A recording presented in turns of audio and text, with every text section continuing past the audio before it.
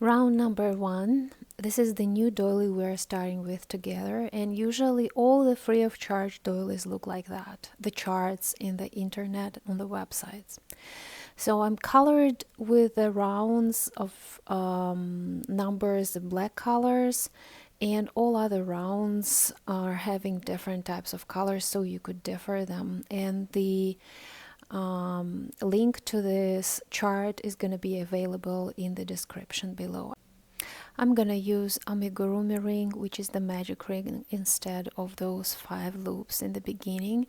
And the first round we're going to do is gonna be pretty simple today. It's gonna be 8 double crochet and 1 loop in between them. The circle I'm underlining right now indicates the slip stitch. It's the end of the round which connects those 2 elements I'm showing to you right now. Sometimes I put it in, sometimes you don't sometimes see that slip stitch, but it's supposed to be there. And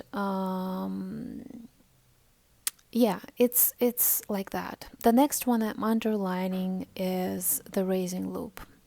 It's usually indicated in the every beginning of all those rounds.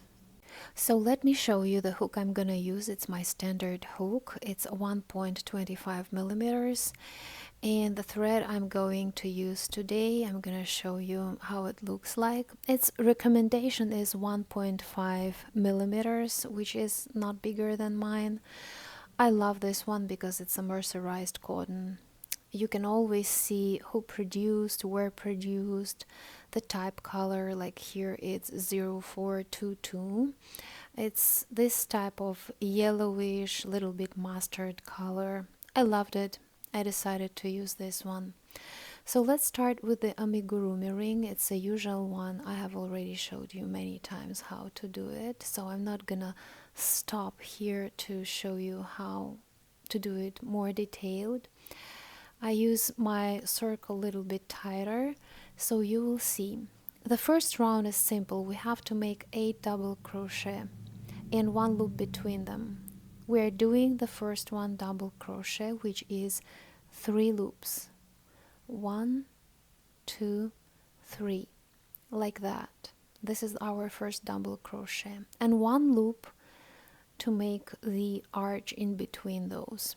And 7 more double crochet right now we have to do. 1 loop, 2,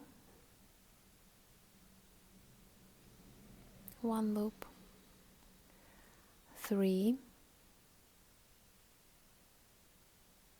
1 loop, 4, 1 loop, 5, 1 loop, 6, 1 loop, 7, 1 loop, and let's count 1, 2, 3, 4, 5, 6, 7, 8. And I'm doing my circle closer, so I make those elements close to each other, very tight in my case. And we make a slip stitch. We have to find here the 3rd loop, 1, 2, 3, and make a slip stitch into that one, like into the top of the double crochet. This way. Yeah, it's done.